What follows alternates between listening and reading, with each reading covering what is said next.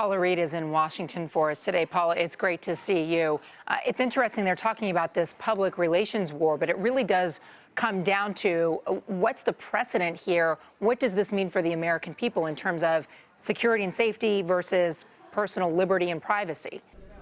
Exactly, and both sides are trying to argue that they're working for you. FBI Director Comey, in his blog post last night, said he owes this to the American people, specifically the victims of the San Bernardino terror attack. He says he owes it to them to do as thorough an investigation as is humanly possible. On the other side, Tim Cook says that he owes it to his customers to protect their security and the integrity of the systems that they have developed for their customers. He argues it's not just about this one phone, it's about hundreds of millions of other phones.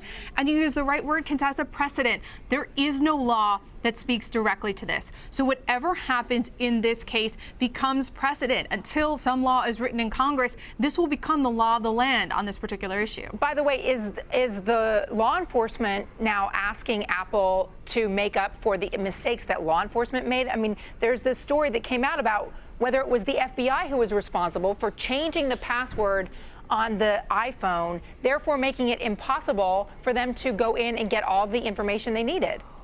There was certainly some confusion about that over the past few days, and the FBI has come out with a statement. It's important to remember that this phone did not belong to Mr. Farouk. It actually belonged to the county, and that agency has been very cooperative with the FBI. And when the FBI obtained this phone in accordance with a lawful warrant, it was locked. So the password was changed in cooperation with the county so that they could access the cloud. But there was some confusion about whether who changed the password, why they changed it, whether the FBI was aware.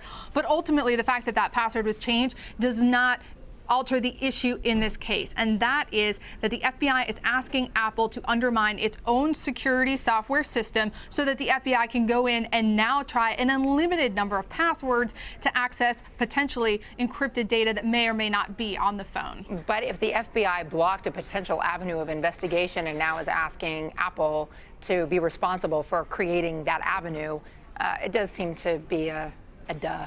Paula, thank you.